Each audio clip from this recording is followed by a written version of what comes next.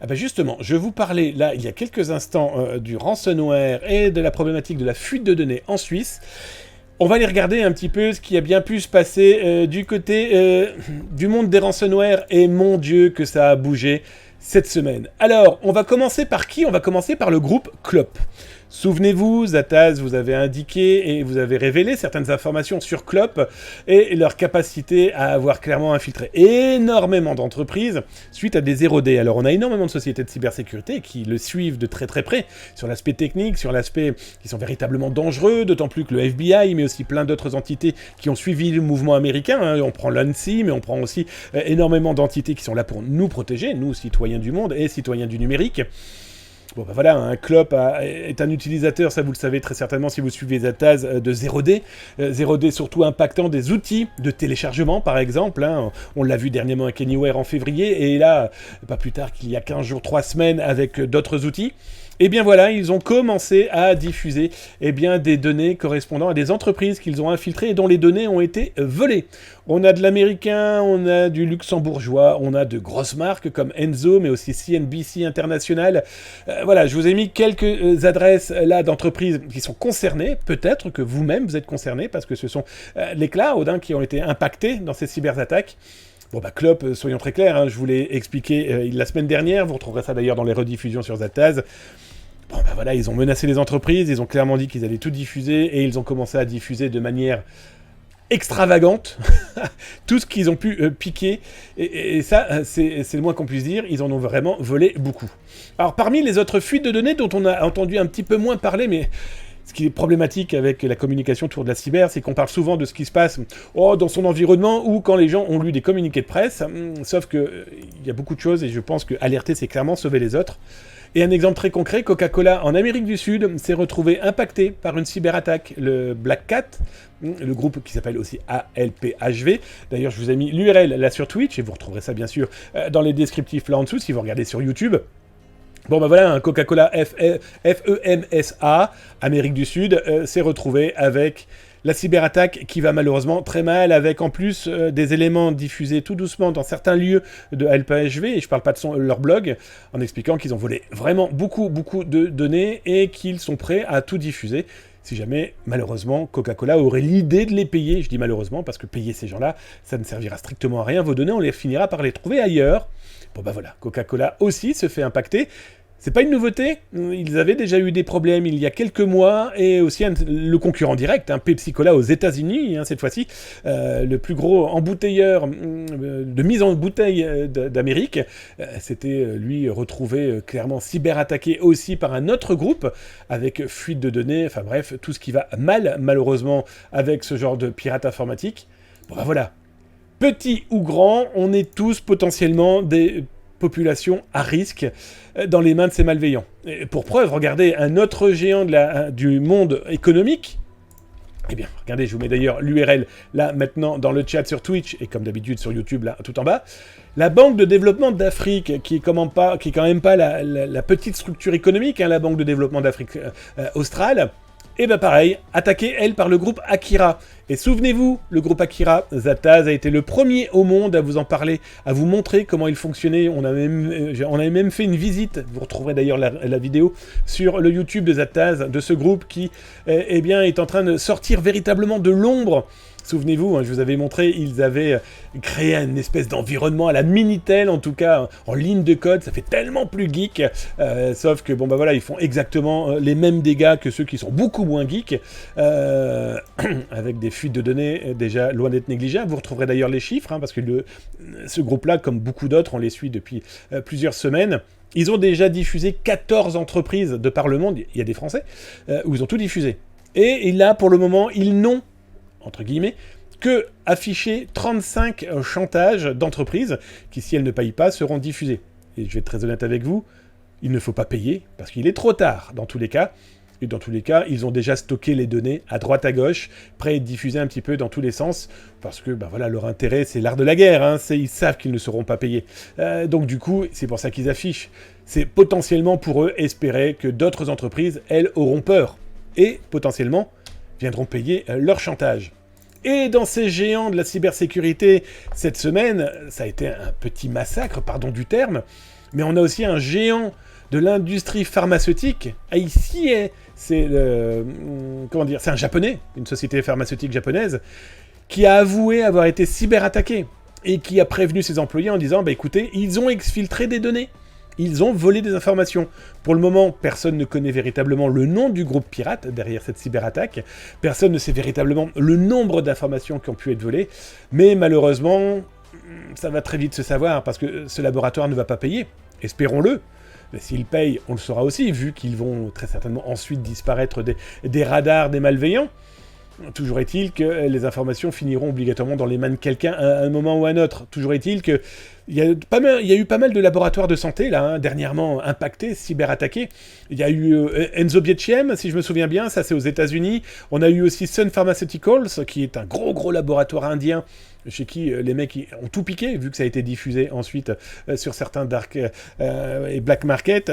Donc voilà, ça vous montre que c'est pas parce que tu as beaucoup d'argent que tu n'es pas un risque, ça paraît évident, mais surtout que ça ne t'impactera pas, et c'est le principe de l'airbag, hein. Je vois beaucoup d'entreprises, j'en ai rencontré pas mal cette semaine, ils sont tellement convaincus d'être ultra cyber-sécurisés parce qu'ils ont des firewalls, parce qu'ils ont des EDR, etc., mais ils n'ont pas un seul humain capable de faire une veille ou de tester. Des bug bounty, les amis, c'est pas fait pour les clébards. Profitez-en. Il y a YesWeHack, il y a Yogosha. D'ailleurs, en parlant de YesWeHack, là, le 1er juillet, il y a le hack à Paris. Ben voilà, il va y avoir aussi un bug bounty. Tiens, d'ailleurs, en parlant de ça, je serai au hack le 1er juillet. Hein, je suis partenaire du hack et le confessionnal sera présent. Mais ça, je vous en parlerai dans quelques jours. Donc voilà, faites ça. Ça permet quand même de se protéger. Aussi, l'humain, il n'y a pas que des outils robotisés.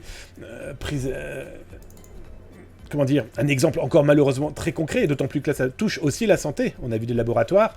Bon, bah ce matin, j'ai révélé qu'un centre hospitalier, celui de Namur, s'est fait lui-même cyberattaquer. Alors, il y a quelques jours, le centre hospitalier avait fait une conférence de presse en expliquant et en indiquant que bah voilà, ils avaient été cyberattaqués, qu'ils avaient réussi à tout bien contrôler, tout bien bloquer, etc., et qu'ils ne savaient pas trop pour le moment s'il y avait fuite de données. Bon ben voilà, hein, Zataz a révélé que malheureusement il y a fuite de données, et d'autant plus que c'est 127 gigabits qui ont été volés.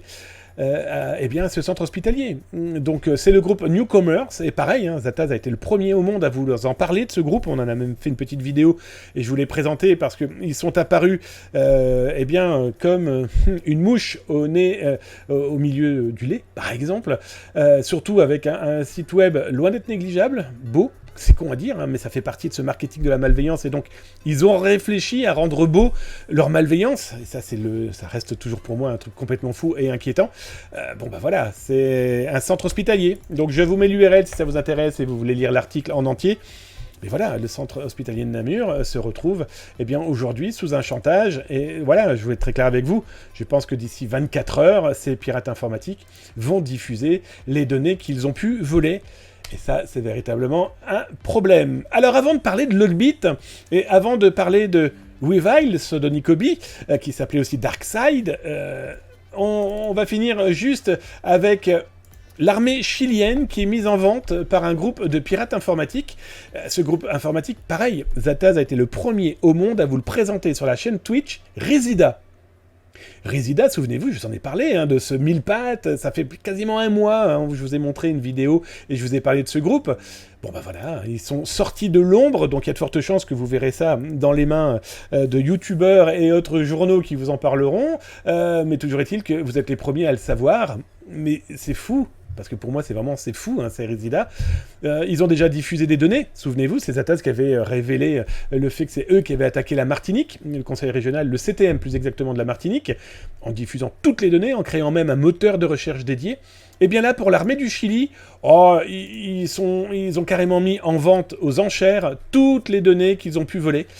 Voilà, un petit extrait, en tout cas un petit échantillon de ce qu'ils proposent, des pièces d'identité, des photos, des cartes, etc., etc. Bon, bah là, autant dire que le site internet de l'armée de terre du Chili a été fermé, donc vous vous doutez bien qu'il y a une enquête ultra précise en interne. Bon, mais j'ai très honnête avec vous, il est trop tard. ils ont volé. Ils vont revendre, si ce n'a pas déjà été fait, cette revente. Et là, la problématique est vraiment là, c'est que, vous imaginez, il y a des pièces d'identité, il y a très certainement donc des identités de soldats qui n'ont pas été mis sur la place publique, plus peut-être des secrets internes, etc., etc. Donc, même l'armée n'est pas à l'abri, il suffit juste que quelqu'un, et c'est souvent le cas, d'une direction quelle qu'elle soit, d'un secrétariat général, d'une DRH, d'un service comptable, ou de la communication, il clique sur le petit mail qui va pas bien, et quand ça va pas bien, ça va pas bien du tout. Alors, heureusement, dans ce monde un petit peu sombre des ransomware, on a heureusement des choses ultra positives. Et l'une des choses ultra positives, Zataz en a parlé dès hier, ça a été diffusé et confirmé ce matin partout dans le monde, un 3e membre affilié de Logbit a été arrêté. Alors là où c'est complètement ouf, c'est que le mec, il était aux États-Unis. Again. Souvenez-vous, mois de novembre, du Canadien, russo-canadien arrêté. Et ben là, on a un 3e gars, il est américain. Donc, tout le monde court après Logbit en Russie. Vous savez, allumer des feux et des contre-feux pendant que les gens regardent le doigt. Ceux qui travaillent s'attaquent à la lune, d'accord? C'est même cette phrase chinoise qui dit « l'idiot regarde le doigt qui montre la lune ». Toujours est-il que là, bravo, le FBI, les services de renseignement américains, mais aussi aidés par la gendarmerie française, mais aussi aidés par de nombreuses polices du monde, ont arrêté un 3e larron. Ils ont mis en place, d'ailleurs je vous laisserai regarder, je vais peut-être même vous mettre l'article sur Twitch si vous souhaitez en savoir plus, et vous pourrez retrouver ça aussi sur YouTube, n'hésitez pas à regarder dans les rediffs, et surtout mettre un petit pouce, un petit cœur. Et puis abonnez-vous, c'est 2 à 3 vidéos dédiées cybersécurité par jour. Je ne sais pas pourquoi je fais avec ma bouche, mais je trouvais ça mignon. Toujours est-il que, ce 3e larron, hop, clic-clac, c'est Kodak, direction de la prison. 20 ans. Le mec a 20 ans, d'accord? Je ne sais pas quel âge vous avez, moi j'en ai 51. Alors après, j'ai pas joué au vieux con, mais merde, t'as raté ta vie. T'as gagné, certes, peut-être 5-6 millions. Aujourd'hui, tu vas te retrouver, en prison à vie pour ça. Toujours est-il qu'on peut penser qu'il y avait peut-être, très certainement aussi, des ambitions politiques dans leur manœuvre de s'attaquer à tout ce qui était possible. Mais toujours est-il que, c'est direction la prison, au moins pour lui. Ça, c'est déjà sûr. Alors, petit détail, vous connaissez Zataz, vous savez comment je suis. On pose la question au grand patron de Logbit. Donc là, vous avez sa réponse. Et sa réponse est très simple. À mon grand regret, je prends sa voix au gars de Logbit. Peut-être qu'il parle pas comme ça, c'est peut-être une fille en plus. À mon grand regret, plus de 70% des partenaires de Logbit sont frivoles et négligents en matière de sécurité. Que puis-je faire ? Point d'interrogation. En regardant quelques méthodes et grâce à quelle erreur les partenaires sont attrapés, je me sens très calme pour moi et pour mon bip, et par conséquent pour mon partenaire bien-aimé. Bref, le mec s'en fout comme de l'an 40. Il continue encore et encore à répondre, à se dire que lui ne risque rien. Et souvenez-vous, Zataz, vous avez été le premier, d'ailleurs personne d'autre en a parlé, ils ont peut-être pas les mêmes infiltrations que nous. Toujours est-il que Logbit a expliqué dernièrement qu'il voulait faire partie du top 10 du Wanted américain. Bref, ils sont capables de tout.